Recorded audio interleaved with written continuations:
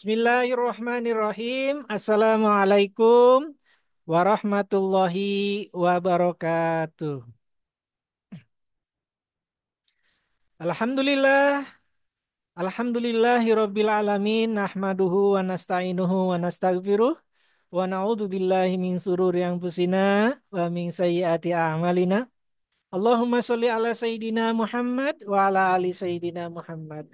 Puji syukur kepada Allah Subhanahu wa taala di malam yang sangat berbahagia ini. Semoga yang hadir pada hari ini, di malam hari ini, di Zoom meeting ini, para guru-guru, para pejuang Al-Quran, para guru-guru ngaji yang luar biasa, para pejuang di Rumah Quran PPA, semoga segala niat, segala langkah, segala pergerakan dari tempatnya masing-masing, dari rumahnya masing-masing, dicatat sebagai amal ibadah kepada Allah Subhanahu wa taala. Amin ya rabbal alamin.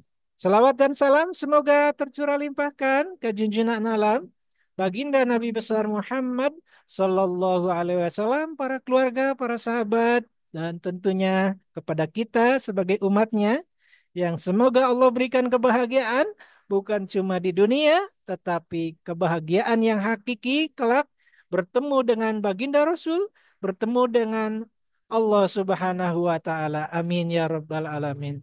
Izin para guru-guru semuanya untuk mempersingkat waktu, mari kita buka acara pada malam hari ini dengan bersama-sama membaca basmalah dan solawat bersama-sama. Bismillahirrahmanirrahim. Allahumma sholli ala Sayyidina Muhammad wa ala ali Sayyidina Muhammad. Dan untuk menambah keberkahan, jangan lupa mari sejenak kita doakan, tundukkan hati dan pusatkan pikiran kita untuk memberikan doa-doa yang terbaik pada para guru-guru di Dewan Suro Peradaban, para trainer di PPA Institute. Semoga Allah berikan keberkahan, semoga Allah berikan kesehatan, dan juga para guru-guru di tiga lembaga besar di Yayasan Cahaya Peradaban Quran Internasional, Yayasan Abul Yatama Indonesia, dan Yayasan Wakaf Peradaban Internasional. Juga tak ketinggalan para guru-guru di Ma'had Wan Quran Institute, dan tak ketinggalan juga nih para guru-guru yang luar biasa di Rumah Quran PPA yang tersebar di 49 cabang. Mohon doanya ya para guru-guru semuanya, mudah-mudahan yang hari ini sedang Allah kasih tanda cintanya. Semoga Allah berikan kesembuhan, semoga Allah berikan sakitnya menjadi penggugur dosa dan peningkat derajat di sisi Allah Subhanahu wa taala. Ila hadhihi niyah wa ala kulli niyatin sholihah ila hadratin Nabiyil Mustafa Rasulillah sallallahu alaihi wasallam nas'alukal ijabah sayulillahi lahumul Fatihah. A'udzu billahi minasyaitonir rajim. Bismillahirrahmanirrahim. Alhamdulillahirabbil alamin arrahmanir rahim maliki yaumiddin. Iyyaka na'budu wa iyyaka nasta'in ihdinas siratal mustaqim siratal ladzina an'amta 'alaihim ghairil maghdubi 'alaihim waladdallin. Amin ya rabbal alamin. Alhamdulillah, jazakumullah khairan kasir para guru-guru, para pejuang semuanya atas doa-doanya. Semoga Allah memberikan kesehatan juga dan keberkahan juga, khususnya para guru-guru yang hadir yang mendoakan pada malam hari ini. Baik, untuk mempersingkat waktu, walaupun waktu tidak bisa dipersingkat, kita langsung saja ya. Guru kita, Ustadz Maulana Maududi atau biasa kita sebut Ustadz Dudi Abu Fakih sudah hadir di tengah-tengah kita. Namun sebelumnya saya izin menyapa dulu. Apakah sudah ready? Cek cek. Assalamualaikum Ustadz. Waalaikumsalam warahmatullahi wabarakatuh. Masya Ya, Allah. suara kita jelas nih, suara kami. Aman aman Ustadz. Insya Allah. Gimana kabarnya Ustadz malam hari ini? Alhamdulillah sehat Luar biasa walafiat. ya. Masya Allah. Gimana martabaknya? Sudah habis berapa Ustadz? Alhamdulillah. Alhamdulillah. Baik Ya, para guru-guru semuanya. Rupa apa ya? Guru kita Ustadz Maulana Mauludi atau kita sebut Ustadz Dudi Abu Paki sudah siap di tengah-tengah kita. Namun sebelum masuk, mari kita sejenak Berdoa meminta kepada Allah, Allahumma ini nas'aluka ilman nafi'a wa rizqan wasi'a wa halalan thayyiban maqbula. Ya Allah, mudah-mudahan Allah berikan pada malam hari ini keberkahan, berikan ilmu yang bermanfaat, dan Amin. berikan pemahaman kepada kita, khususnya para guru-guru yang hadir di Zoom meeting ini. Amin ya Amin Allah. ya Rabbal Alamin. Kepada Gurunda, Ustadz Maulana Maududi, fal yatafadol maskur Ustadz. Ya, alhamdulillah. Terima kasih pada Pak Haji Taskam yang luar biasa ya. Kita tidak pernah melihat Pak Taskam ini tidak semangat dalam membersamai para pejuang-pejuang Quran ya. Insya Allah ya. Ada atau tanpa uang ya. Kayak lagu aja ya. Hati tenang walau silakan isi sendiri. Ya, kalau nggak ada uang senang, apalagi kalau ada uang gitu kan. Ya, Bismillahirrahmanirrahim. Assalamualaikum warahmatullahi wabarakatuh. Waalaikumsalam warahmatullahi wabarakatuh. Ya, izin langsung share-nya screen ya. Apakah sudah muncul share screen-nya? Masih Sudah proses terlihat? Ustadz? Oh, masih Masih muter ya. proses ya. Kita tunggu Ya, baik Ustadz. sambil berjalan. Bismillahirrahmanirrahim. Alhamdulillah, alhamdulillahillazi bi ni'matihi ala tatimus solihat. Allahumma sholli ala Muhammad wa ala ali Muhammad. Alhamdulillah, para pejuang Quran, Ustadz Ustazah yang luar biasa ya, yang tidak pernah kenal lelah membersamai para generasi-generasi Quran. Semoga dalam keadaan sehat semuanya, tidak hanya fisiknya saja, tapi juga hatinya, tapi juga eh, mentalnya, juga kewarasannya ya. Ini lagi rame ya, menjaga kewarasan sebagai pendidik, sebagai orang tua gitu ya. Dan segala yang ada dalam dirinya semoga diberikan kesehatan walafiat ya, sehat walafiat. Salam serta salam tak lupa kita junjungkan kepada baginda kita Habibana wa Nabiyana wa Maulana Muhammad Sallallahu Alaihi Wasallam. Baik, sebelumnya izin cek lagi apakah sudah muncul slide-nya. Kayaknya belum Ustadz. Dicoba stop dulu, Belum di ya. klik lagi, dicoba Diulangi lagi. ya. Ya. Nah,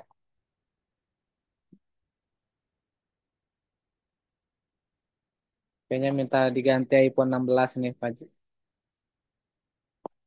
Amin Ustadz. Masya Allah.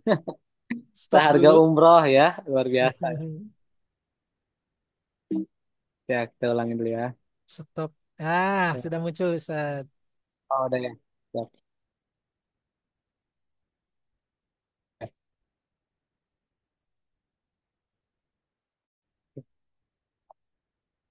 Ya, Bismillah.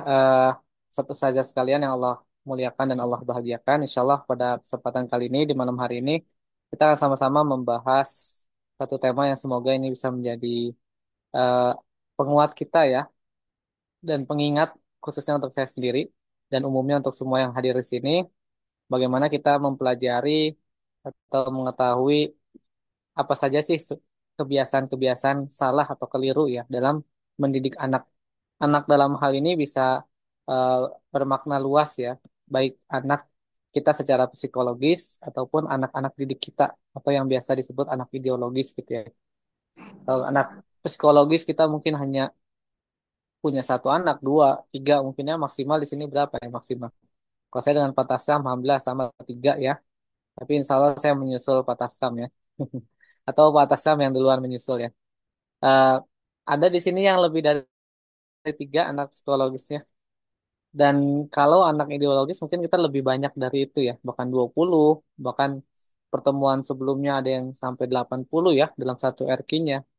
Maka kita sebagai orang tua ya, orang tua dari anak kita baik psikologis ataupun ideologis, sangat penting kita mempelajari apa saja sih kebiasaan salah dalam mendidik anak. Oke. Sudah bergantikah slide-nya ke halaman kedua? Belum Ustadz. Sekarang sudah? Masih belum. Belum ya, kita ini ya, kita loading ya. Coba kita coba lagi stop dulu ya. Sudah Ustadz. Oh, udah, ya, Ya, udah stop aja. barusan sudah. Udah keburu di stop. Ya, mohon maaf ya. Jadi keluar. Ya, jadi yang pertama sama-sama kita yakini dulu, kita samakan frekuensi dan mindset kita bahwa mempelajari kesalahan kita ya sebagai orang tua, mempelajari atau mengetahui ya, mempelajari atau mengetahui kesalahan-kesalahan, kekeliruan kita dalam mendidik anak ya, dalam mendidik anak psikologis ataupun anak ideologis itu bukan suatu aib ya. Dari bab pertama ini kira-kira teman-teman pengajar semua ini sepakat atau sepakat banget? Jadi nggak ada pilihan nggak sepakat ya. Coba di kolom chat dijawab. Sepakat nggak kalau kita bukan menjadi aib kalau kita sebagai orang tua atau pendidik mengetahui atau mempelajari kesalahan-kesalahan kita dalam mendidik anak. Ada yang sudah menjawab, saya kurang kebaca nih Pak Haji. Mohon dibantu dibacakan kalau sudah ada. Sepakat katanya dari Bunda Dian. Ah, luar biasa. Ustazah Misna sepakat banget. Ustazah Misra Rahayu sepakat banget. Ustazah Dewi Masya Allah. sepakat. Kalau di layar saya ini lemang ketan ya bahasa ini tulisannya. Oh itu yang di atas. Belum di scroll Pak Haji, mohon maaf. Itu tadi yang lagi bahas makanan ya, lemang ketan ya. Ya, kenapa kita eh, apa harus menyepakati ini? Karena yang pertama, eh, kenapa kita harus menyepakati ini? Karena ibaratnya ini kita sedang mengaca ya atau bercermin nih. Saya kasih gambar ini ada satu orang yang sedang bercermin. Pertanyaannya, ketika kita sedang bercermin, lalu melihat ada satu kotoran, misal ada satu noda di dalam di wajah kita ya, misal di pipi kita gitu ya, kita habis makan sesuatu, es krim kah atau apa gitu ya, lalu ada noda di pipi kita tuh. Maka pertanyaannya yang harus dibersihkan itu kacanya, cerminnya, atau pipinya. Nah, itu dia. Yang kedua. Ketika ada satu noda gitu ya, ada satu kotoran di dalam wajah kita, tadi di pipi kita itu, ketika kita bercermin, yang harus diperbaiki atau dibersihkan itu kacanya atau pipinya gitu ya.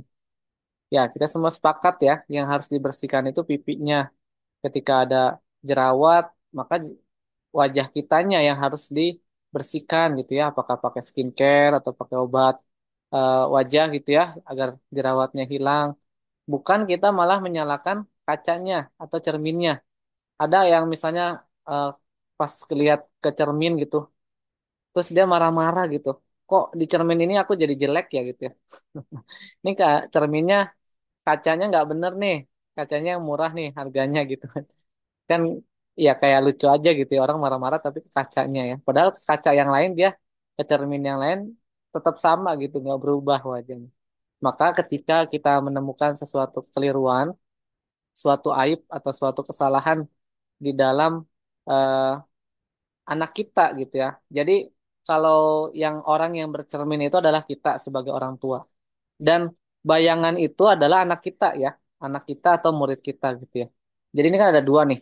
Nih orang yang bercermin ini adalah kita ya, sebagai ayah, sebagai ibu, sebagai pengajar gitu ya, asatis. Dan yang ada di cerminnya, bayangannya itu adalah anak kita atau murid kita. Nah, ketika ada kesalahan dalam anak kita, di dalam perilaku murid-murid kita, santri-santriwati kita, maka yang pertama harus kita tafakuri ya, harus kita yang menjadi pengingat kita, kita menjadi reminder kita, dan kita harus bermuhasabah kepada Allah. Itu adalah diri kita sendiri gitu. Kenapa? Karena anak-anak kita adalah cerminan kita gitu ya. Ada peribahasa yang mungkin sudah tidak asing ya, dari kecil kita pelajari, buah jatuh tidak jauh dari pohonnya. Di mana ketika anak ketika orang tua kencingnya berdiri, maka anak kencingnya berlari gitu ya. Ketika eh, kita mengharapkan anak yang pemaaf, tapi kitanya jadi orang tua yang tidak pemaaf gitu. Kita berharap anak yang tidak suka main jet-jet, lebih suka mencintai Quran, Tapi kita di depan anak lebih sering main HP gitu ya, lebih sering main jet-jet. Bagaimana kita berharap lahirnya anak yang pemaaf kalau kita sendiri belum jadi orang tua yang pemaaf. Maka kenapa nama ilmunya adalah parenting ya? Parenting bukan childrening. Ah, apa itu bedanya? Parenting berasal dari kata apa? Parent. Parent itu kan orang tua.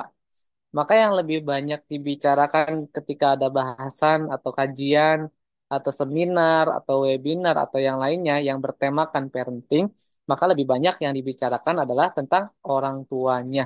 Bagaimana orang tua memperbaiki diri, bagaimana orang tua bersikap yang seharusnya kepada anak-anaknya, bagaimana orang tua bermuhasabah gitu ya.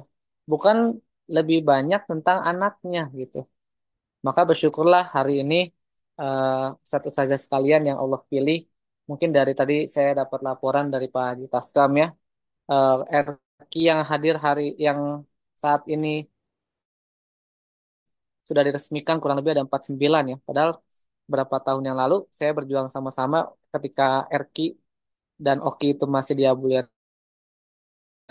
50 cabang gitu. Tapi yang kenapa yang Allah pilih hanya beberapa belas ya. Dan itu pun ada beberapa orang yang satu RQ yang sama gitu ya. Tadi Prabu Muli ada berapa orang gitu ya, Pagar Alam ada berapa orang. Karena bisa jadi Allah eh, sayang sekali pada kita ya, kita sebagai pengajar, karena Allah pengen kita terus mengupgrade diri. Karena belajar sebagai orang tua, belajar eh, sebagai murid, sebagai pengajar ya, sebagai orang tua dan pengajar itu tidak ada berhentinya, tidak ada selesainya sampai nanti Allah panggil kita. Ya, jadi sepakat ya. Yang pertama kita harus sepakati frekuensinya harus disamakan dulu nih. Mindsetnya harus disamakan bahwa bukan suatu aib kalau kita mencari kesalahan diri kita sendiri sebagai orang tua. Oke, next.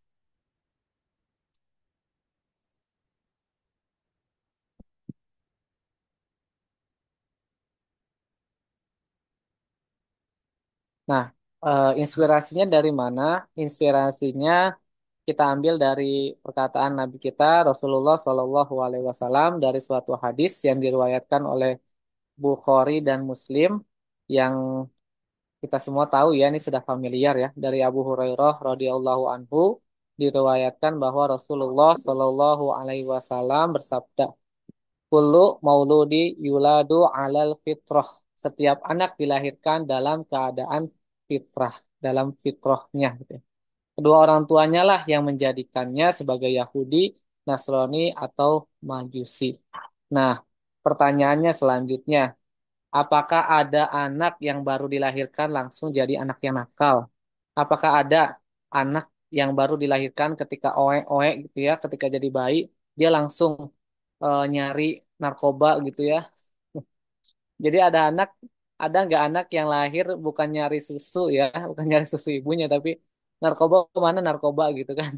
Atau ada nggak anak yang baru lahir itu langsung ngomongnya kasar gitu ya? Ngomongnya eh, obrolan-obrolan yang hewan-hewan yang ada di kebun binatang tuh keluar semua ketika baru lahir. Jawabannya sudah tentu jelas nggak ada anak-anak yang baru dilahirkan langsung dia menjadi anak-anak yang nakal, anak-anak yang bersikap kasar atau berkata kasar. Karena apa? Karena dalam konsep kita Islam gitu ya, Rasulullah jauh-jauh hari sudah mengatakan bahwa setiap anak dilahirkan dalam keadaan fitrah. Maka kalau hari ini anak-anak kita, kalau hari ini murid-murid kita melihatkan perilaku, sikap, ataupun perkataan yang tidak sesuai dengan harapan kita, jangan langsung menjudge anak-anak kita yang salah. Karena bisa jadi dia mencerminkan atau mencontohkan orang tuanya ketika dia waktu kecil gitu ya. Kenapa dia saat ini bersikap kasar? Karena bisa jadi dia melihat orang tuanya juga bersikap kasar. Bagaimana anak laki-laki bersikap kasar kepada adiknya? Karena bisa jadi dia melihat ayahnya, melihat bapaknya itu bersikap seperti itu juga kepada ibunya, kepada istrinya gitu. Maka bagaimanapun kita harus betul-betul eh, menekatkan diri ya kepada diri kita sendiri ketika Allah sudah amanahkan anak-anak kepada uh, rumah tangga kita dan juga anak-anak tadi yang dari sisi ideologis atau anak-anak murid kita, maka kita sudah harus mentekadkan diri sekuat tenaga, ikhtiar iman maksimal kita harus memberikan contoh yang baik-baik saja. Kalaupun kita misalnya dalam rumah tangga ya, ada gesekan itu udah pasti ya, ada ya. Dalam bumbu-bumbu pernikahan, rumah tangga itu pasti ada. Tapi kita harus punya kesepakatan dengan pasangan kita gitu ya. Dengan pasangan halal kita harus punya kesepakatan bahwa ketika kita ada gesekan, ketika kita sedang berselisih, berseteru gitu ya, jangan sekali-kali di depan anak kita. Karena apa? Karena anak akan mencontoh apa yang dia lihat. Anak akan merekam dengan jelas ya apa yang dia lihat, apa yang dia saksikan di depan matanya di benak atau memori alam bawah sadar dia gitu. Maka ketika itu sudah terjadi, bagaimana gitu ya? Bagaimana kalau kita udah jauh-jauh belasan tahun, anak kita sekarang sudah besar, sudah mau mandiri, maka bukan suatu aib sekali lagi ketika orang tua itu meminta maaf pada anak-anaknya. Ketika memang sudah terjadi, anak-anak kita, nauzubillah gitu, hari ini sudah mulai terlihat keluar dari tracknya, melihatkan sikap-sikap yang tidak seharusnya, atau anak murid kita juga, jangan pernah merasa harga diri kita turun ketika kita sebagai orang tua atau sebagai uh, guru atau pengajar itu meminta maaf. Nak, maafin Umi ya. Nak, maafin Abi ya.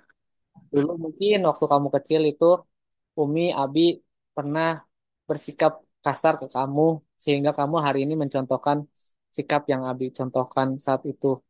Nak, maafin Abi ya ketika pernah kata-kata dari lisan Abi, dari mulut Abi ini, dari Umi pernah menyakiti hati kamu sampai hari ini kamu belum memaafkan itu dan kamu lampiaskan kepada orang lain gitu. Kamu lampiaskan kepada adik kamu atau teman-teman kamu. Makanya kenapa ayah bunda sekalian, satu saja eh, bukan suatu rahasia lagi ya, bukan suatu rahasia ketika ada anak-anak yang mohon maaf ya, dia senang membuli temennya gitu, apa kalau bahasa halusnya itu bukan bully ya. Ya intinya membuli gitu, ya, mengejek temennya. Karena bisa jadi dia di rumahnya tidak terisi tangki cintanya gitu ya. Ketika dia tidak terisi tangki cintanya, dia tidak mendapatkan kasih sayang yang seharusnya ia dapatkan dari orang tuanya. Dia tidak mendapatkan perhatian yang seharusnya menjadi hak dia sebagai anak, maka dia akan mencari perhatian lebih di luar sana, baik dengan tadi pembulian atau dengan cinta monyetnya atau yang lebih parah lagi dari itu. Maka tugas kita apa sebagai orang tua? Mengembalikan anak kita sebagaimana fitrahnya. Karena semua anak dilahirkan dalam keadaan bersih, ibaratnya buku yang belum tergores dengan satu goresan pun, maka yang membuat anak itu menjadi nakal, menjadi eh, berkata kasar dan yang lainnya, itu bisa jadi lingkungannya sendiri. Dan lingkungan yang paling besar pengaruhnya adalah rumahnya, yaitu orang tuanya. Oke, selanjutnya. Setelah kita sepakati fondasi awalnya bahwa bukan suatu aib kita mempelajari kekurangan atau kesalahan kita sebagai orang tua dan kita sepakati juga bahwa anak-anak dilahirkan dalam keadaan fitrah, maka yang pertama apa eh, salah satu kekeliruan kita sebagai orang tua, kekeliruannya adalah kebalikannya dari doa ini ya, doa yang ada dalam Al-Quran yang selalu atau sering kita bacakan ya. Ya mohon maaf ini kepencet.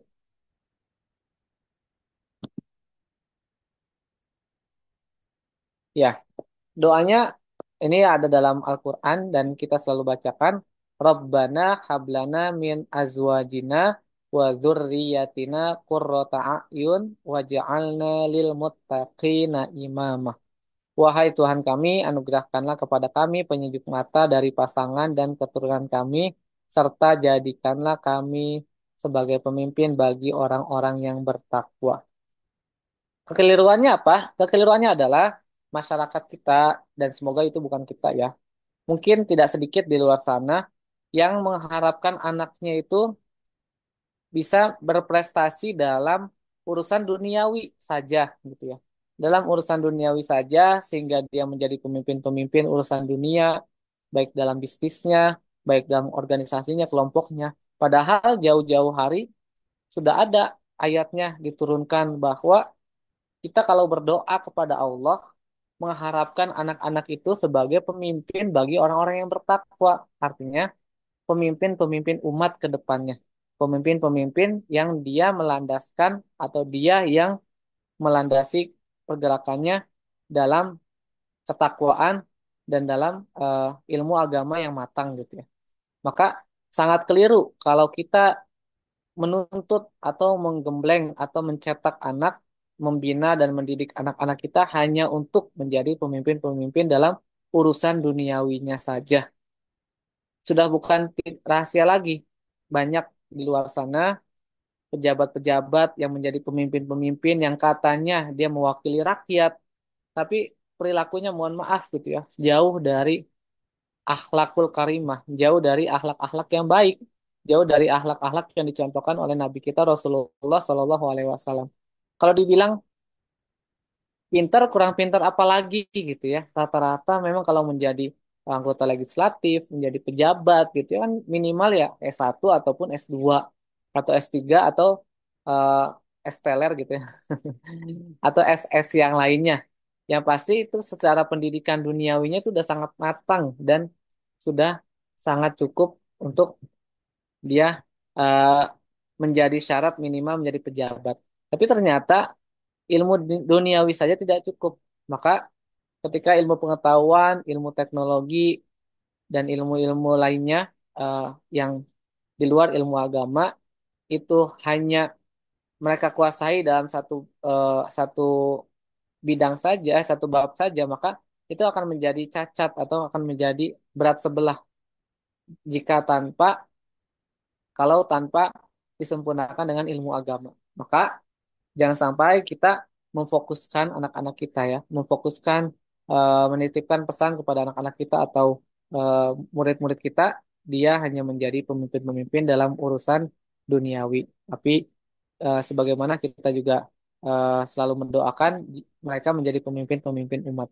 Apa contohnya? Pemimpin-pemimpin umat itu punya sifat-sifat nih yang ada di samping. Ada tiga sifat utama seorang pemimpin umat. Dia selalu ingin berusaha untuk memberi sebanyak-banyaknya, memberi apapun itu gitu ya, kebaikan, memberi ilmu, memberikan kalau sudah punya eh, apa namanya kelebihan harta dia berikan hartanya dan memberi apapun gitu ya, memberikan inspirasi gitu ya. Sebaliknya, ketika dia hanya eh, ditanamkan atau diajarkan urusan-urusan duniawi saja, dia akan punya mental meminta gitu ya. Dia akan punya mental yang gratisan gitu ya, mental yang hanya ingin dikasih sama orang aja gitu. Sedangkan pemimpin-pemimpin umat ini dia selalu senang untuk memberi gitu ya. Bagaimana para sahabat Nabi ketika sudah digembleng oleh Rasulullah, mereka berlomba-lomba gitu ya. Bagaimana kita lihat seorang Umar bin Khattab ketika ditanya apa yang kau akan berikan kepada agamamu dan dia mengatakan saya akan memberikan sebagian hartanya gitu. Begitupun Utsman bin Affan ketika ditanya seperti itu. Tapi ketika ditanya yang paling luar biasa lagi adalah Ali bin Abi Thalib. Wahai Ali, apa yang akan kau berikan untuk agamamu, untuk jalan perjuangan ini? Lalu beliau mengatakan, saya akan memberikan seluruh harta, seluruh yang saya punya. Gitu. Bukan sebagian lagi, bukan setengah. Bagaimana ketika sudah menjadi pemimpin umat, dia sudah memandang bahwa semua yang dia miliki adalah milik umat juga, milik agama ini. Lalu ditanya lagi oleh Rasulullah, wahai Ali, apa yang nanti akan kau tinggalkan kepada anak-anakmu, kepada istri-istrimu gitu ya, kepada istrimu maaf. Lalu beliau menjawab lagi, yang akan aku tinggalkan adalah engkau dan saya akan meninggalkan Allah dan engkau sebagai kekasihnya Allah, sebagai Rasulullah. Luar biasanya ketika kita sudah berhasil mendidik anak-anak kita menjadi pemimpin umat, dia akan berlomba-lomba untuk memberikan yang terbaik, bukan berlomba-lomba untuk meminta yang terbaik. Selanjutnya yang kedua, dia punya sifat yaitu melayani, bukan sebaliknya. Nauzubillah ya, betapa banyak miris juga kita ya melihat generasi sekarang gitu ya, Gen Z, generasi Alpha gitu ya, yang mereka lebih senang dilayani gitu.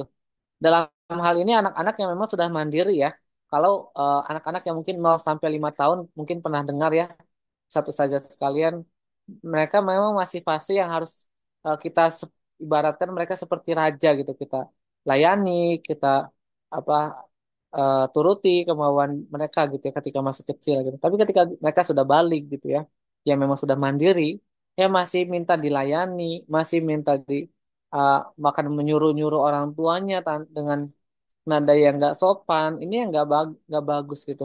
Ketika dia hanya ditanamkan orientasi tentang dunia saja, maka dia akan merasa dia sebagai raja gitu ya, orang tuanya sebagai budaknya gitu. Maka dia minta dilayani terus gitu ya. Ah, gitu. Sebaliknya sebagai pemimpin umat, dia akan terus melayani. Dia akan punya semangat untuk melayani orang tuanya, melayani adiknya, melayani teman-temannya. Kalau dia dalam organisasi atau di kelas dia pengen menjadi ketua kelasnya, ingin melayani eh, sebanyak-banyaknya orang gitu. Dan yang terakhir adalah dia punya sifat mengasihi atau menyayangi gitu ya, mengasihi orang gitu ya, menyayangi orang lain sehingga orang pun nyaman dengan keberadaan dia. Jangan sampai lingkungan anak-anak kita gitu ya, teman-temannya nggak nyaman dengan kehadiran anak kita gitu. Karena apa? Karena bisa jadi anak kita yang memang membuat mereka nggak nyaman gitu ya, yang memang dia pemarah, yang dia egois, mungkin dia kalau dimintakan sesuatu dia pelit gitu ya. Maka ini ya, kalau kita hanya fokus pada urusan duniawi, maka anak-anak itu akan seperti itu jadinya gitu. Maka jadi karena anak-anak kita uh, sebagaimana yang ada di doa, setiap kita berdoa menjadi pemimpin umat yang punya sifat memberi, melayani, dan juga mengasihi. Selanjutnya, kekeliruannya adalah seringkali orang tua itu fokus hanya berfokus pada nilai-nilai kognitif dan juga fisik. Contohnya apa? Eh, Bukan hal yang apa namanya asing lagi ya, sudah menjadi rahasia umum ketika masih kecil. Ibu, ibu siapa misalnya contoh di sini ada Budian gitu ya. Budian bayinya udah berapa kilo sekarang gitu ya. Anaknya sekarang udah usia 2 tahun, tingginya udah berapa gitu ya. Salah nggak? Nggak juga. Kalau kita menanyakan perkembangan anak kita ya, fisiknya, ada kan kalau sekarang bahkan wajib gitu ya, yang buku ada warna pink itu ya, setiap anak bayi yang baru lahir itu wajib. Karena memang itu baru beberapa tahun yang lalu diwajibkan. Kalau anak-anak mau disekolahkan di sekolah negeri itu wajib tuh. Gimana kita apa namanya kita catat perkembangan anak itu gitu. Karena 4 tahun ke belakang saya dan istri saya apa waktu titipkan 3 anak itu dapat tiga-tiganya gitu ya. Walaupun saya tidak meniatkan untuk sekolah di sekolah umum atau sekolah negeri, tapi wajib dapat itu gitu. Ditulis tuh perkembangannya gitu ya. Ketinggi anak tuh gimana? Oh kenapa ya? Dia lahirnya sama tapi kok dia lebih gendut gitu ya, lebih berisi. Kok anaknya kamu kok lebih itu ya? Anaknya Ibu Budi misalnya, anaknya Ibu Budi kok lebih pendek ya gitu. Maka kita hanya menjadi khawatir, menjadi overthinking. Kayaknya ada yang namanya baby blues gitu ya. Baby blues di mana posisi kondisi orang tua itu stres ya. Ya di mana gimana nggak stres gitu istilahnya. Seorang ibu yang betul-betul mempertaruhkan nyawanya ketika melahirkan anak dan anaknya ketika lahir dibilang nggak mirip sama ibunya, dibilang nggak mirip sama ayahnya. Kayaknya jadi obrolan lagi. Itulah hidup gitu ya. Kita yang ngejalanin, tapi netizen yang komentarin gitu ya. Kalau kita terlalu fokus pada itu, akhirnya kita jadi stres gitu ya. Maka ada satu fase di mana kita nggak boleh langsung menjenguk eh, anak teman kita atau tetangga kita, karena dia harus punya waktu tenang dulu gitu. Gimana kondisi tubuhnya yang tidak apa, yang eh, tidak lagi ideal dengan kondisi sebelum dia melahirkan gitu ya. Nah ini seringkali terjadi gitu hal-hal seperti ini akhirnya kalau tidak dibalut dengan keimanan, tidak didasari dengan keimanan, ya kan akan terjadinya baby blues, akan terjadinya stres, nauzubillah ya, gimana berita-berita luar biasa eh, ngeri gitu ya. Jangankan untuk ngeliat langsung korbannya gitu, tapi ngebayangin aja baca headline berita-berita saat ini tuh udah kayak ya Allah ini kayaknya setan aja minder gitu. Saya kalau ada berita-berita gitu tuh fokusnya malah baca-baca komentarnya karena kalau baca beritanya aja udah ngeri banget gitu ya. Ngerinya apa? Kayak contoh ya, nih saya contohin aja satu, tapi semoga gak kepikiran sama ustazah sekalian gitu ya. Ada seorang ibu gitu ya, stres dengan anaknya, malu punya anak yang dia harapkan dia punya anak yang perempuan, tapi ternyata laki-laki akhirnya dia serem ya. Bayangin ngeri gitu ya. Ya Allah langsung baca komentar-komentar tuh. Bu, saya udah nikah belasan tahun, tahu gitu dikasih aja anaknya ke saya Bu gitu ya. Gara-gara dia nggak mau gitu punya anak yang laki-laki misalnya. Lalu dia ada yang dia bawa ke rel kereta, entah yang tapi ada yang bisa diselamatkan gitu ya. Ada berita yang seorang ibu yang udah mau eh, harus disensor nih kata-katanya saya nggak tega beneran ya. Saya suka, aduh ya Allah kayak gak usah buka sosial media gitu ya kalau dengar berita kayak gini gitu. Jadi ingin menghabisi gitu ya takdir anaknya itu dengan cepat. Tapi alhamdulillah ada berita yang di rel kereta itu langsung dengan sigap ya para apa namanya petugas kereta api itu membantu dan mengurungkan niat si ibunya itu.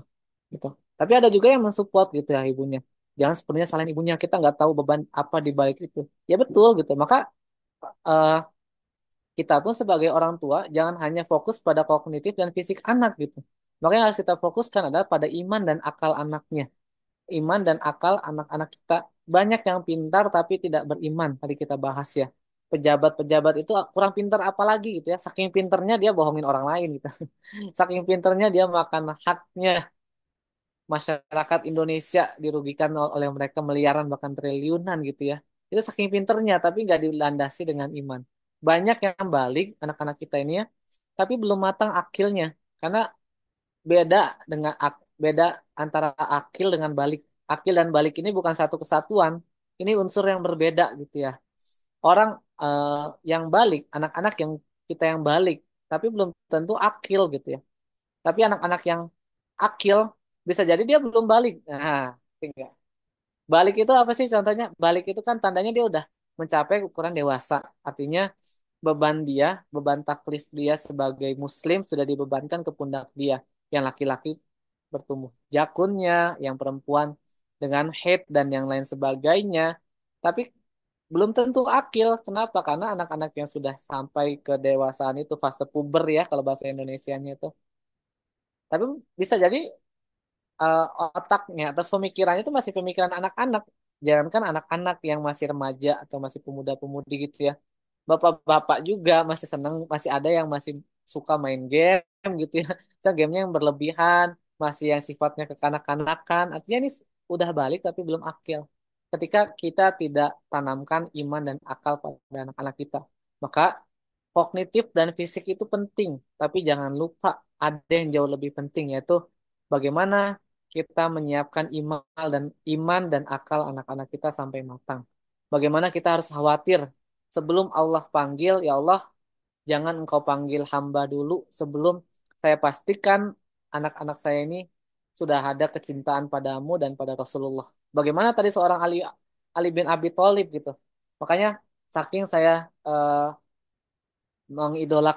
mengidolakan sosok Khalifah Ali bin, mohon maaf, Abu Bakar As-Siddiq ya. Ya tadi berarti ceritanya salah ya. Saya bilang Ali, tuh. Mohon maaf ya, dikoreksi. Tadi yang menginfakkan seluruh hartanya itu bukan Ali tapi Abu Bakar. Saya saking ngefansnya, maka saya memberikan nama anak kedua saya itu Asma ya. Karena Asma itu salah satu anaknya Abu Bakar, Asma binti Abu Bakar. Bagaimana beliau menanamkan keimanan pada anak dan istrinya sampai beliau itu tidak khawatir lagi kalaupun harta tidak dimiliki oleh anak-anak dan istri saya, tapi ketika ada kecintaan, ada keimanan di dalam hati-hati mereka, maka tidak ada yang harus aku khawatirkan lagi sebelum aku wafat, maka ini sudah menjadi bekal yang sangat cukup gitu ya. Tapi sebaliknya, bagaimana tidak sedikit juga di luar sana dititipkan harta oleh anak, oleh ayahnya, oleh ibunya, oleh orang tuanya, warisan harta. Tapi ketika tidak dibarengi dengan iman dan akal, nauzubillah gitu ya, berita-berita juga serem nih tentang warisan gitu ya. Seorang ibu yang masih ada diperkarakan, dipenjarakan oleh anak sendiri karena sang ibu tidak membagi warisannya dengan rata atau sang ibu menjual harta yang harusnya jadi warisan. Ini gimana ya Allah? Saya suka greget sendiri gitu. Gregetnya kenapa ya? Ya gimana nggak greget gitu. Orang tua yang masih ada gitu ya. Tapi anak-anak itu masih apa sudah sibuk memperebutkan harta warisan orang tuanya. Kebayang nggak sih kita kalau punya nauzubillah jangan dibayangin lah takut terjadi ya. Kalau kita ngebayangin itu udah jadi proses. Saya punya pesan dari guru saya. Kita ngebayangin aja itu kita udah mulai proses penciptaan itu gitu. Makanya jangan ngebayangin deh. Tapi kita ngebayangin perasaan si orang tua itu gitu. Dia masih hidup, tapi si anak-anaknya itu yang dia berikan pendidikan sehingga dia udah pinter-pinter, udah S1, udah S2. Oh, tapi dia sudah ribut memperebutkan harta warisannya. Dalam hati ibunya bagaimana dia teriris dan dia menangis. Akhirnya apa? Dia berkata, "Ya Allah, apa mereka mendoakan saya cepat meninggal gitu ya?" Apakah mereka itu mendoakan saya cepat wafat gitu? Karena sebut warisan itu adalah orang yang wafat gitu ya. Kalau saya ngasih sesuatu gitu ya ke anak saya, itu namanya hibah. Makanya jangan bercanda tuh, jangan hati-hati.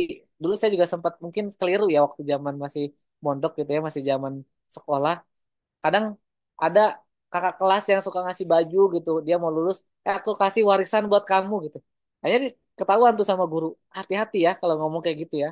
Jangan pakai bahasa warisan, karena warisan itu orang yang meninggal gitu ya. Jadi bukan warisan, tapi kakak kelas itu menghibahkan baju gitu pada adik kelasnya gitu. Jadi kalau warisan itu untuk orang yang meninggal, tapi kalau ada anak yang mempeributkan warisan sebelum orang tuanya itu Allah panggil, maka apalagi bahasanya kalau mereka tidak eh, mereka itu orang anak-anak yang mengharapkan orang tua segera meninggal nauzubillah min zalik gitu ya. Maka sangat penting kita titipkan iman dan akal pada anak-anak kita tidak hanya kognitif, fisik dan juga harta saja, tapi iman yang paling penting. Kalau bahasanya dulu ada lagu di tahun 90-an ya, insya Allah ini semuanya kejamanan ya, kejaman. Eranya sama kayaknya. Ada satu band atau grup nasyid dari Malaysia, Raihan ya, yang berjudul liriknya itu Iman adalah Mutiara gitu ya. Iman adalah mutiara, tidak bisa dijual, tidak bisa dibeli, tidak bisa diturunkan dari seorang ayah yang bertakwa. Walaupun, saya nggak mau pakai nada, nanti takutnya pada bubar ya. Walaupun dilewati gunung, lautan api, 7 gunung dilewati, lautan api dilewati gitu. Seorang ayah tetap tidak bisa menurunkan iman pada anaknya gitu. Kecuali tanpa apa? Tanpa ikhtiar yang betul-betul mujahadah yang luar biasa orang tuanya menitipkan iman itu dipupuk betul-betul dari sejak dini gitu ya. Jadi nggak ada ceritanya iman itu diwariskan gitu ya. Kalau harta diwariskan. Tapi kalau iman ini harus dipupuk, ditanam sampai nanti masanya buah keimanan itu betul-betul bisa didapatkan oleh anak-anak kita dirasakan manisnya buah itu. Oke, selanjutnya. Nah, ini salah satu keliruan yang luar biasa. eh, Tidak sedikit yang terjadi di masyarakat kita. Orang tua yang menjadi mereka yang menjadi orang tua yang cuek, peduli dan acuh. Banyak orang yang tidak peduli perkembangan anaknya. Saya dalam bab ini saya mau cerita ini kisah nyata ya. Kisah nyata dari temannya guru saya ya, bukan dari teman saya tapi guru saya punya teman ini temannya dia.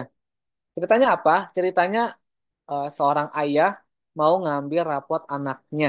Mau ngambil rapot ayah anaknya karena mungkin dia ngerasa kok istri aku terus gitu ya. Kenapa ibunya terus yang ngambil rapotnya? Sekali-sekali aku lah gitu ya. Datanglah dia ke sekolah anaknya gitu ya. Singkat cerita dia nunggu di kelas gitu ya. Nunggu di kelas. Satu persatu dipanggil nama temennya gitu ya. Nama siswa di kelas tersebut. Tapi sampai siang gitu ya. Dari pagi sampai siang. Anaknya nggak dipanggil-panggil gitu. Teleponlah dia ke istrinya. Tetet teleponnya. Bu, bener bu anak kita ngambil rapot gitu ya. eh, Hari ini. Ya bener Pak, kan ada emang itunya pengumumannya hari ini. Lah, ini kok saya nungguin gitu ya. Saya kok nungguin dari tadi pagi nggak dipanggil-panggil ya anak kita ya. Lah Bapak di mana emang Bapak ininya sekarang posisinya. Nah si bapaknya bilang apa? Saya sekarang lagi nungguin di kelas di ruang kelas 2. Langsung apa kata ibunya? Si ibunya langsung tepok tepok jidat gitu ya. Ya Allah Pak, Pak gitu ya. Pak, anak kita itu sekarang udah kelas 6, bukan kelas 2 lagi. Astagfirullahaladzim. Kebayang nggak tuh? Gimana saking nggak peduli, saking cueknya ayahnya, suaminya gitu ya. Kita tak ambil hikmahnya ya, dapat ya dari ceritanya, dapat hikmah. Hikmahnya apa? Hikmahnya adalah kenapa akhirnya di Indonesia itu menjadi salah satu negara tingkat fatherless tertinggi. Nah, apa tuh fatherless ya? Yang tahu fatherless apa? Father, fatherless apa baca? Fatherless ya. Father artinya ayah. Less itu artinya kurang atau bahkan tanpa. Maka artinya adalah fatherless artinya tanpa ayah. Anak-anak yang sudah yatim, merasa sudah yatim, padahal ayahnya masih ada. Beda sama anak yang emang udah yatim gitu ya. Kita boleh tahu ngurusin yatim, ya emang ayahnya udah meninggal gitu, itu jelas ya. Ini anak ini sudah menjadi yatim. Tapi ya, fatherless adalah anak-anak yang dia menjadi yatim sebelum menjadi yatim yang sebenarnya. Ayahnya masih ada, tapi dia nggak merasa kehadiran ayahnya. Dia nggak merasa kehadiran ayahnya itu merangkul dia, menasihati dia, terus menyayangi dia gitu. terbang tinggi nanti Maka akhirnya awan terjadilah ini akan kisah apa? diikuti dengan Kisah pelan-pelan. seorang ayah yang pengen ngambil rapot anaknya sampai lupa anaknya udah kelas Jadi 6 kembali dan dia nunggu di kelas dibersihkan 10 pikiran padahal kita anaknya udah di kelas 6. bahwa kita mencari Ya, mohon maaf di mute dulu ya tadi ada yang bocor. Ya, makanya inilah bahayanya ketika kita menjadi orang tua atau menjadi guru yang cuek, yang nggak peduli, yang acuh pada perkembangan anak-anak kita gitu. Nauzubillah, jangan sampai cerita ayah ini terjadi betul-betul terjadi dalam hidup kita. Ini cukup menjadi cerita tadi yang sudah terjadi sebelumnya gitu ya. Maka penting sekali kenapa Allah menurunkan surat dalam Al-Quran. Di dalam Al-Quran itu kenapa lebih banyak peran mengasuh, mendidik anak itu adalah perannya ayah. Ayah lebih banyak disebutkan daripada ibu ketika disandingkan dengan pengasuhan atau pendidikan anak. Karena seorang ayah sangat penting dalam mendidik adab anak-anaknya. Seorang ayah sangat penting dalam mendidik akhlak anak-anaknya. Seorang ibu memang menjadi madrasatul ula, menjadi sekolah pertama. Tapi jangan lupa, seorang ibu itu adalah yang memberikan ilmunya. Tapi untuk memberikan adabnya, kasih sayang, memberikan akhlaknya, contoh-contoh adab yang baik dalam kehidupan, bagaimana dia adab dalam bertetangga, berteman, dan yang lain sebagainya, itu adalah nasihat-nasihat yang harus diberikan oleh ayahnya. Selanjutnya adalah kekeliruan kita adalah hilangnya magnet rumah adalah ketika ibu tak lagi dirindukan. Nah, kalau ini sebaliknya. Kalau tadi hilangnya peran ayah, kalau ini karena ibu ini mengambil peran sebagai ayah. Kebalikannya ya. Di dalam Al-Quran yang banyak dibicarakan tentang perempuan adalah sebagai seorang istri. Sedangkan peran laki-laki adalah sebagai seorang ayah. Maka yang seharusnya banyak menasihati anak dan menegakkan aturan di rumah adalah ayah. Sebagaimana sosok Luqman kepada anaknya. Nah, ini juga ada cerita nih. Ada cerita ketika ibunya nanya kepada seorang anak perempuan, anak gadisnya gitu ya. Tapi anak gadisnya itu nggak mau cerita kepada ibunya gitu ya. Tertutup gitu ya. Nah, kamu sekarang gimana kondisinya? Kamu apa namanya? Kamu punya pacar ya nak gitu ya. Kayaknya anaknya juga nggak mau cerita gitu. Karena ketika ketika anaknya mau cerita, langsung dimarahin sama ibunya gitu ya. Ketika dia menceritakan perasaannya misal kepada lawan jenis. Orang tuanya langsung marahin habis-habisan, khususnya ibunya gitu. Akhirnya apa? Akhirnya anak ini menjadi tertutup, gak mau cerita lagi. Oh, kalau aku cerita ibu aku marah. Padahal seharusnya ibu ini menjadi tempat anak-anaknya itu cerita gitu. Tapi ketika ibu yang terlalu tegas, ibu yang mengambil peran ayahnya, ibu yang harusnya eh, dia fokus menjadi istri tapi dia malah lebih banyak mengambil peran eh, dalam pendidikan anaknya atau menasihati itu lebih banyak ibunya gitu. Akhirnya dia jadi nggak nyaman si anak-anak ini akhirnya nggak jadi nggak nyaman ketika eh, datang ke rumah karena ruh dalam rumah itu adalah eh, suasana hati ibunya. Kalau suasana hati itu ibu itu baik, suasana hati ibu itu tenang, maka akan tenanglah seluruh isi rumah, seluruh anggota isi rumah gitu ya. seluruh penghuni rumah itu akan tenang. Ngerasa banget pasti ya di sini banyak ibu-ibu sini ya, banyak istri-istri yang ada di Zoom ini ngerasa nggak kalau hati lagi gemurungsung, lagi nggak tenang, ada aja gitu yang dilihat ya, ada aja yang dilakukan gitu oleh anak-anak kita gitu ya. Entah eh, adik sama kakak yang berantem, entah perilaku-perilaku yang lainnya, karena bisa jadi hati ibunya itu lagi nggak tenang, karena yang menentukan kondisi ruh dalam rumah tangga itu adalah seorang ibu. Makanya sangat penting ibu ini kembali kepada fitrahnya. Jangan sampai dia banyak mengambil peran ayah sehingga ia jadi ditakuti oleh anaknya. Anak itu menjadi tidak nyaman dan tidak lagi dirindukan. Yang seharusnya rumah itu menjadi tempat pulang terbaik bagi anak-anak kita. Yang seharusnya rumah itu menjadi tempat ternyaman untuk mereka eh, apa namanya kembali ketika dia di luar rumah banyak sekali ujian-ujian dan dia ingin eh, rehat sejenak istirahat, tapi rumah tidak lagi menjadi tempat pulang terbaik bagi mereka ketika ibu ini terlalu banyak mengambil peran ayahnya. Dan yang terakhir adalah kekeliruannya itu adalah orang tua yang menuruti hawa nafsu anaknya. Seringkali kita bertanya gitu ya, gimana cara melepaskan anak dari jet-jet. Bahkan kemarin satu diskusi menarik gitu ya. Saya ngobrol sama sahabat saya, beliau juga sebelumnya ngurus RQ ya, RQ Bandung.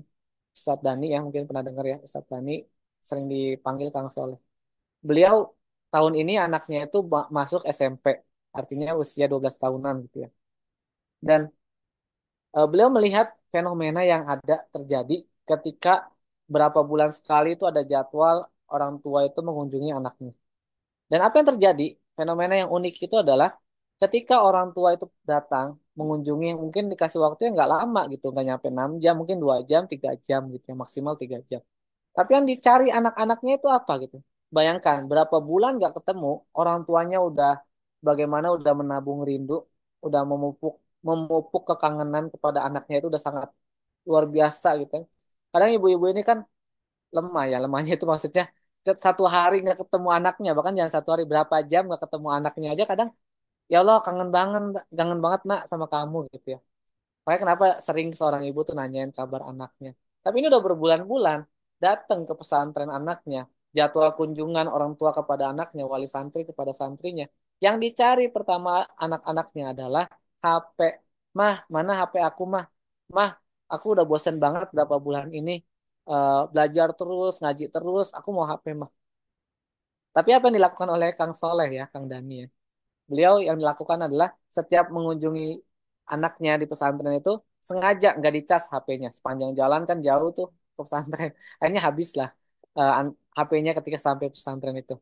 Ya, salah satu strategi ya, berstrategi sekali ya. Beliau seorang thinking luar biasa. Maka apa? Hikmahnya adalah yang membuat anak itu kecanduan HP, jangan menyalahkan anak atau lingkungannya terlebih dahulu, tapi kita aja bisa jadi kita sendiri yang sering saat kecil menuruti hawa nafsu anak-anak kita. Pertanyaannya, siapa yang beliin jet-jet anak-anak kita? Siapa yang sebelumnya anak-anak kita nggak kenal jet-jet, akhirnya dia tahu jet-jet, mungkin dia tahu HP dari temennya, tapi akhirnya kita dengan kasihan, kasihan lah Pak. Eh, Teman-temannya tetangganya udah pada punya HP, padahal anaknya masih kelas 3 SD, padahal anaknya masih kelas 1 SD, masih TK, masih PAUD. Karena atas dasar kasihan kita beliin HP kepada anak-anak kita. Siapa yang pertanyaannya yang beliin kuota, membeliin paket data anak-anak kita yang masih kecil? Emang mereka udah bisa nyari uang misalnya gitu. Kalaupun ada yang mungkin sebagian kecil udah bisa nyari uang. Tapi lebih banyak mereka main game dengan paket datanya itu dari mana? Dan screening time yang berlebihan. Waktu dia melihat layar itu harus diatur betul-betul. Bahkan anak-anak yang masih di bawah 6 tahun itu nggak boleh lebih dari 1 atau 2 jam sehari. Tapi kita yang terlalu berlebihan gitu. Sekali lagi atas dasar kasihan ngelihat anaknya, teman-temannya yang udah eh, apa namanya, yang udah sangat nyaman dengan HP. Hanya kita kasih HP kepada anak-anak kita. Kalau saya salah satu alternatifnya, salah satu strateginya adalah bagaimana membuat kesepakatan terlebih dahulu. Nah, kalau ada teman-teman kamu, jangan sambil main HP ya, jangan sambil nonton. Lagian ngapain nonton bareng sama teman kamu? Teman kamu kan mau main itu karena mau main sama kamu, bukan pengen nonton. Kalau nonton ya semuanya juga punya TV di rumah masing-masing. Kecuali ya zaman 10-20 tahun lalu ya memang TV itu mungkin satu kampung cuma punya satu gitu ya. Nah itu kebersamaannya kerasa gitu ya. Yang mungkin PlayStation pun kita nyewa PlayStation 2.000 per jam ya memang main bareng itu nggak masalah kalau menurut saya. Nggak kenapa nggak masalah kalau sekarang kondisinya ya mereka kumpul bareng tapi main masing-masing gitu ya. Ini yang bahaya gitu ya. Ya akhirnya anak orang tua saat ini membiarkan anak ini nyaman bahkan kecanduan pada gadget karena kita lebih sering menuruti hawa nafsu anaknya. Mungkin segitu dulu eh, di termin pertama sebetulnya sangat banyak ya, sangat banyak kalau di eh, apa namanya kalau di listing gitu ya, kalau di daftar dituliskan daftarnya apa saja kekeliruan-kekeliruan kita sebagai orang tua dan mendidik anak itu sangat banyak. Tapi kita bahas dulu mungkin beberapa poin tadi mungkin ada 4 atau 5 poin ya. Semoga bermanfaat. Saya kembalikan dulu kepada Pak Haji Taskam.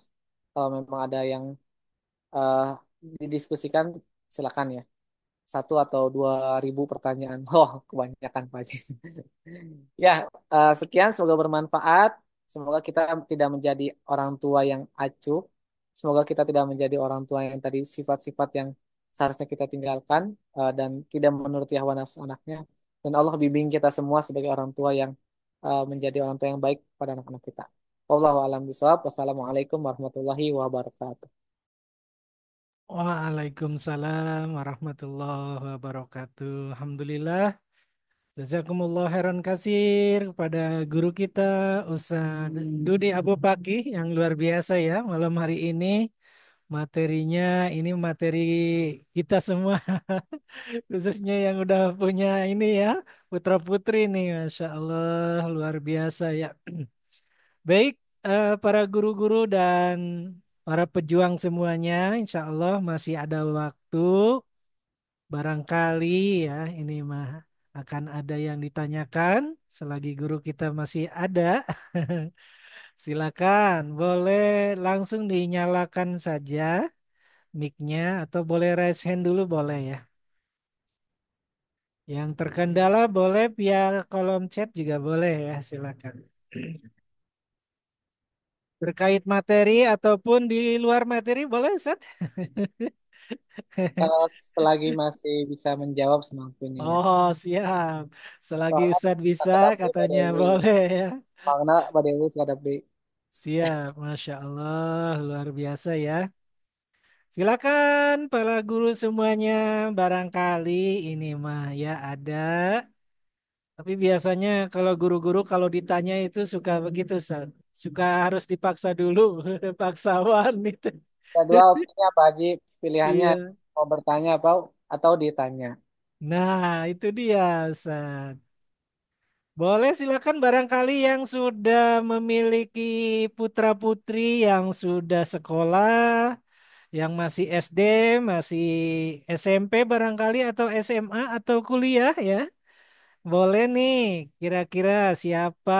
Boleh ketik di kolom chat barangkali ada yang sudah memiliki putra-putri baik tingkat SD, SMP, SMA ataupun yang sedang kuliah ya. Boleh, silakan. Baik, sambil menunggu nih para guru-guru semua sedang mempersiapkan pertanyaan. Masya Allah. Bagaimana dipaparkan oleh guru kita bahwasannya memang anak-anak itu tergantung kepada orang tuanya ya. Kalau biasa dimanja, dikasih gadget, ya dikasih HP, ya keterusan sampai dewasanya.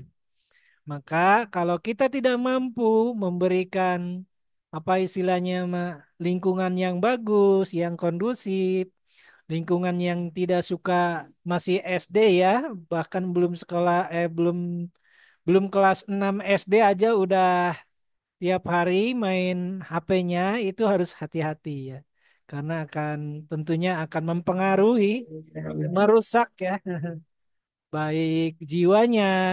Ah, tuh ada sudah ada di kolom chat ya. Para guru-guru, anak saya laki-laki sudah kelas 11 satu SMA. Masya Allah, luar biasa ya kalau udah punya anak usia SMA itu. Wah, pokoknya Nggak kerasa lah. Sebentar lagi ya. Jadi silakan para guru-guru semuanya, bila mana memang ada pertanyaan. Kalau pengalaman pribadi saya nih, Ustaz, anak itu ketika ditengok ya, karena anak saya SMP ya, usia SMP itu masuk pesantren di daerah Sumedang. Kita sebulan sekali baru dikasih waktu untuk bisa bertemu ya, menengok. Dan biasanya memang saya lihat mayoritas yang hadir, yang datang, orang tua datang itu rata-rata bawa HP. Karena memang waktunya itu biasanya dari pagi sampai zuhur ya, sampai sholat zuhur, itu lumayan ya, sekian jam. Anak-anak kalau tiap ditengok cuma gitu-gitu aja ya, ya memang ini juga kasihan juga karena mereka juga butuh ya main game, apalagi kalau di pesantren kan dilarang, tidak boleh nonton TV Ustaz, tidak boleh apalagi HP ya. Kalau di pesantren kan begitu ya. Sehingga memang kesempatan ngasih refreshing ke anak itu paling tidak ketika orang tuanya datang menengok ya. Sambil kita bercengkrama, sambil makan mungkin ya, kita bawa oleh-oleh. Itu anak itu suka pinjam dulu katanya HP-nya ya. Ya kita kasih lah, kasihan ya karena memang usia segitu ketika dikasih waktu kesempatan ya itu oleh pesantrennya jadi kasihlah silakan. Nah, karena sampai zuhur udah nggak boleh lagi udah, karena kita Ya, udah harus pulang ke rumah begitu saja sehingga memang eh, tidak apa ya, tidak terlalu banyak ya, hanya dikasih waktu saja atau dibatasi waktunya. Sekiranya memang itu apa istilahnya memanfaatkan waktu penengokan atau penjengukan ya, bolehlah sekali-kali refreshing karena pengalaman saya dulu pesantren gitu Ustaz. ya, Nah, TV ya nggak boleh nonton TV, apalagi layar tancap ya. Nonton TV aja kita di ikomnya digundulin Ustaz. Digundulin di depan para santri semua ya, di depan pesantren, kemudian diteriaki sama teman-teman dan sebagainya, malu lah begitu ya. Sehingga memang luar biasa. Kalau pulang nonton TV itu asa gimana gitu saja begitu. Sehingga memang perlu dikasih ya sewaktu-waktu, jangan sampai nanti apa ya terlalu apa ya kasihan juga gitu ya sewaktu-waktu dikasih untuk jeda dulu otaknya karena memang di pesantren banyak banget pelajarannya belum sekolah ya pelajaran sekolah belum pelajaran pesantren apalagi yang tahfidz pesantren tahfidz. Nah, termasuk di Oki juga saya lihat begitu ya dalam satu minggu itu dikasih waktu ada 1 jam atau berapa jam saya lihat memang untuk bisa menghubungi atau bisa cengkrama dengan orang tuanya, pegang HP ya. Setelah itu ya udah nggak boleh lagi ya. Sehingga memang Masya Allah. Pandai-pandailah para orang tua terutama yang tidak bisa memesantrenkan, menyekolahkan ke pesantren anak ataupun putra-putrinya ya. Ini kalau kita tidak bisa menjaga, kalau kita tidak bisa menciptakan situasi yang kondusif, memang sangat berbahaya banget Ustaz. Saya lihat anak saya yang pertama yang SD kan masih di rumah tuh. Dia kan ini gimana si kakak katanya udah dikasih HP dan ya begitulah kalau anak-anak ya cemburu itu kan. Kalau kakaknya yang SMP yang kuliah pegang HP dia nggak pegang. Makanya ketika bapaknya pulang itu yang dikejar ya memang HP Ustaz. Sama kita juga ya udah dikasih waktu saja gitu kan. Karena memang apa sih ya kita kasih kesempatan juga lah kepada anak-anak di waktunya dia main game gitu ya gitu. Begitu Ustaz, kalau dari saya memang pengalaman yang luar biasa ya materi kita pada malam hari ini. Mangga dikembalikan lagi barangkali dari para guru-guru nih, para ada bagi. Siap. Sahabat-sahabat yang punya pertanyaan, ini coba saya di kolom chat ya. Ada Bunda Nah, Misna. Kelas 10 ya. Bagaimana Ustadz? Guru turun. yang mengharuskan anaknya harus punya HP. Ini usia SMA ya. Yang harus eh, di apa wajibkan punya HP oleh sekolahnya atau gurunya yang kelas berapa, Bu Misnasa? Biasanya ini SMA ya Ustadz. Ya, Eh, Kelas 11 atau kelas 10 ya. Alasannya karena memang untuk pembelajaran. Ya, sama di anak saya juga begitu Ustadz. ya, Bahkan ujian pun sekarang harus pakai HP. ya, betul. Sekarang ya. Kalau nggak pakai HP ya nggak boleh ikut ujian. Gitu Ustadz. Tafadhol Kira-kira Ustadz. Silakan. pertanyaannya boleh apa enggak ketika memang ternyata dari sekolahnya atau gurunya itu malah mewajibkan. Kalau tadi kan yang harus di highlight ya atau digarisbawahi eh, ketika yang di bab terakhir ya, tidak boleh kita terlalu menuruti hawa nafsu anaknya itu. Coba share lagi ya izinnya. Nah, di bab ini kan yang harus kita bawahi ada di tulisan kecil sih. Satu paragraf di bawahnya tulisan kecil saya menggarisbawahi nih. Saya coba si ini bold ya. Nah, membelikan jet-jet pada usia yang belum pas. Nah, maksudnya di sini tadi pengibaratannya itu adalah anak-anak yang memang belum pas usianya untuk megang HP atau anak-anak yang memang belum bisa secara matang atau secara akalnya ya. Secara akalnya dia membedakan mana yang memang baik untuk dia, mana yang tidak baik untuk dia, yaitu anak-anak yang memang belum balik. Artinya kapan waktu yang pas, yaitu memang paling minimal itu adalah waktu SMP.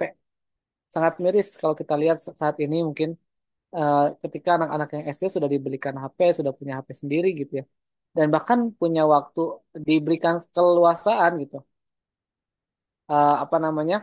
Sedangkan anak-anak ini harus kita sampaikan kalau anak-anak yang belum balik ini bahwa anak HP, jet-jet, laptop dan yang lain sebagainya itu tugasnya atau fungsinya adalah untuk menunjang pekerjaan Umi dan Abi. Kalau Umi dan Abi mungkin beberapa kali sering cek HP itu sedang menyelesaikan atau sedang menuntaskan pekerjaan Umi dan Abi gitu ya. Makanya ketika anak saya juga mungkin ya ketika eh, pagi sampai sore kerja gitu. Yang sekarang Fakih yang udah mau usia 5 tahun udah mulai kritis tuh menyampaikan ke umahnya gitu. Uma kenapa ya Abah itu sibuk banget gitu kerja terus. Enggak kan Abang nggak kerja terus gitu. Abah kan pulang setiap sore sampai sampai malam. Pagi juga sebelum berangkat kerja masih sempat main. Sabtu Ahad juga kan suka ngajak Fakih jalan-jalan. Enggak Uma gitu ya. Abah itu kalau pulang pun malam-malam juga kerja gitu. Oh kok kerja? Karena uh, Fakih itu lihat Abah sering pakai HP dan sering pakai laptop gitu kan. Makanya anak-anak yang seusia ini kita pahami bahwa HP dan ya segala macam jet-jet itu memang buat pekerjaan, bukan untuk sekedar main. Kalaupun dia memang udah ngerti mainan dan yang lain sebagainya, harus betul-betul dibatasi tadi screening time. Jadi kalau memang yang itu diharuskan, ya kita juga harus titipkan. Nah, ini Umi, Abi belikan tapi untuk penunjang pembelajaran kamu ya gitu ya. Selain itu dipakai sewajarnya kalau memang dia sekarang udah mulai kenal sosial media itu dipersilakan, tapi juga jangan sampai kita betul-betul lost gitu ya. Karena jangan sampai anak itu punya privacy dengan kita gitu ya. Sedangkan ketika anak sudah memiliki privacy gitu ya, menutupi sesuatu yang memang sesuatu kemungkaran, maka ini udah bahaya gitu ya. Ketika dia ya nauzubillah gitu ya buka situs atau webnya memang dia banyak hapus sama dia atau udah ada fitur yang lain privacy eh, website dan yang lain sebagainya ini udah bahaya gitu makanya walaupun dia sudah balik gitu ya tadi kembali lagi dia belum akil gitu kita tetap harus didampingi walaupun nggak juga apa namanya se, se ini apa mendampinginya tidak seketat yang ketika masih kecil mungkin ya gitu agar apa? Agar mereka juga memiliki ininya sendiri gitu ya, ruang dan ranahnya tersendiri tidak terganggu gitu. Jadi diperbolehkan kalau ketika memang sudah SMP, SMA dengan catatan tidak terlalu berlebihan gitu ya. Karena memang akan kelihatan kalau yang sudah berlebihan bahkan sampai ke tingkat kecanduan itu ya memang apa-apa ya dia bawa HP gitu ya. Lagi ngumpul bareng keluarganya dia pegang HP, lagi makan dia pegang HP.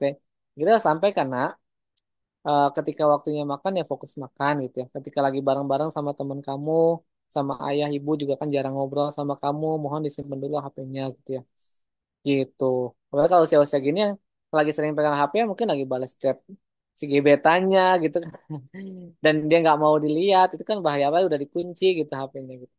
Jadi gitu ya. Jadi yang tidak diperbolehkan uh, memiliki HP itu memang usia anak-anak.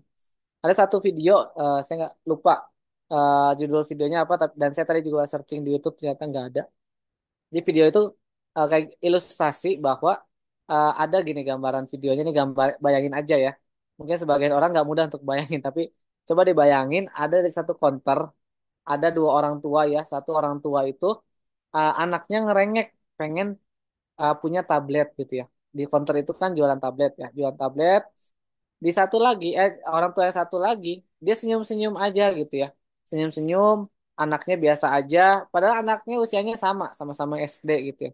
Yang satu merengek punya tablet, akhirnya dengan tadi kembali lagi kasihan orang tuanya kasihan, akhirnya dibelikanlah tablet itu untuk anaknya. Ternyata siapa orang yang senyum-senyum itu? Ternyata orang yang senyum-senyum itu digambarkan di video itu adalah dia yang membuat gitu ya, orang Cina gitu ya, orang Cina yang membuat tablet. Dia yang orang Cina di balik yang punya brand-brand merek-merek besar HP ataupun tablet gitu. Artinya apa? Artinya mereka yang di balik brand-brand atau pembuat-pembuat gadget itu aja nggak memberikan HP ataupun laptop dan yang lain sebagainya kepada anak-anaknya yang memang belum pas usianya gitu ya. Eh, Kayak gini, ada lagi contohnya misalnya eh, pernah dengar nggak apa namanya penjual akan penjual pemilik gudang atau pabrik rokok itu tidak ngerokok. Nah kayak gitu contohnya gitu. Karena dia tahu bahayanya gitu ya. Ada kan eh, satu video siapa itu ya yang pemilik jarum atau yang lainnya gitu dia bilang saya tidak merokok, saya tidak eh, orang keluarga saya tidak merokok dan saya tidak me, dan saya melarang keluarga-keluarga saya juga merokok dan saya tidak pernah merokok sekalipun baik di depan anak-anak saya ataupun tidak di depan anak-anak saya karena dia tahu sebahaya itu rokok gitu ya. Nah, begitu pun tadi ya. Karena pembuat HP, pembuat gadget itu tahu sebahayanya itu ketika dia dikasihkan kepada anaknya. Gitu, Pak Haji. Masya Allah, luar biasa ya. Alhamdulillah. Terima kasih nih Jazakallah khair atas jawabannya Ustaz. Baik para guru semuanya, masih ada di penghujung acara barangkali masih kita buka kesempatan satu penanya. Karena memang qadarullah masih ada silakan. Barangkali masih ada yang penasaran terkait dengan pengasuhan anak ini luar biasa ya para guru-guru semuanya. Ada silakan para guru semuanya. Atau dirasa cukup? Merokok. Wah, iya betul Ustaz. Dibungkusnya aja ada ya. Luar biasa. Ah, baik terkait dengan orang tua yang memang dirasa tidak mampu atau merasa belum mampu, disarankan memang silakan di apa ya, cari lingkungan yang bagus. Kalau ada rezeki barangkali bisa di pesantren kan yang memang apa ya insya Allah kalau di pesantren kan itu nggak boleh merokok ya nggak boleh pegang HP paling tidak usia SMP SMA itu terjaga ya para guru-guru semua kecuali mungkin kalau sudah lewat SMA ya masuk kuliah itu kan pergaulannya berbeda ya kalau mahasiswa minimal usia SMP dengan SMA itu paling tidak kita ada anak-anak kita itu ya ada di lingkungan yang bagus yang baik. Kalau kita tidak bisa menciptakan lingkungan yang kondusif di rumahnya masing-masing gitu. Kayak kalau saya kan saya angkat tangan kalau harus mendidik anak memang waduh luar biasa. Bapaknya aja begini ya. Kalau dididik di rumah ya luar biasa ya kerepotannya ibu dan bapaknya begitu kan. Mendidik anak-anak itu sangat luar biasa sulitnya begitu. Kita bisa mendidik orang orang lain tapi kalau mendidik anak sendiri kan susah. Ya kita marah serba salah gitu kan ya. Oleh karena itu insya Allah kita doakan mudah-mudahan para guru-guru semuanya yang sudah memiliki putra-putri, insya Allah semoga Allah berikan rezekinya, semoga Allah berikan kemudahan ya untuk bisa putra-putrinya itu mendapatkan lingkungan terbaik ya. Tidak harus di pesantren sebetulnya di mana saja, yang jelas lingkungan terbaik untuk menjaga masa pertumbuhan dan pendidikan untuk para generasi putra-putri terbaik ya. Baik para guru semuanya, karena memang saya lihat sudah tidak ada yang bertanya. Sebelum kita tutup di penghujung acara ini, barangkali ya dari guru kita, Ustadz Maulana Maududi atau Ustadz Dudi Abu Paki, ada closing statement Ustadz? Tafadhol, silakan. Kita Bismillah. Intinya adalah kita sebagai orang tua jangan sampai berhenti untuk terus belajar ya. Betapa banyak yang harus kita pelajari, khususnya contoh-contoh bagaimana Rasulullah mendidik anak-anaknya, mendidik istrinya gitu ya, mendidik para sahabatnya. Maka eh, jangan berhenti untuk terus belajar sampai nanti Allah takdirkan kita tinggalnya atau tidurnya di bawah tanah. Wallahu a'lam bishawab. Begitu Pak Haji. Masya Allah, luar biasa ya closing statement dari guru kita. Kita ucapkan jazakumullah khairan kasiro kepada guru kita, Ustadz Dudi Apupaki. Semoga Allah memberikan keberkahan, Allah berikan kesehatan dan jagain terus ya keluarga beliau, putra-putrinya dan keluarga besar beliau.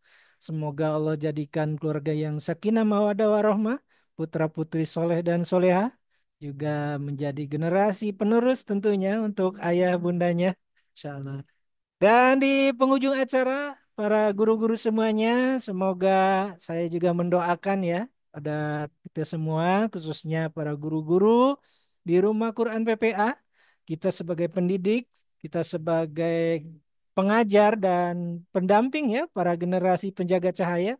Semoga Allah karuniakan kepada kita ya putra dan putri yang soleh dan soleha dan menjadi kebanggaan tentunya untuk kedua orang tuanya, kebanggaan baginda Rasulullah SAW, juga kebanggaan agama Islam. Amin ya rabbal alamin. Di penghujung acara, para guru-guru semuanya, mari kita bersama-sama membacakan hamdalah bersama-sama. Alhamdulillahirabbil alamin. Dan kita sempurnakan dengan doa kifarat majelis. Subhanakallahumma wa bihamdika asyhadu an la أشهد أن لا إله إلا أنت astaghfiruka أستغفرك wa وأتوب إليك. atubu ilaik.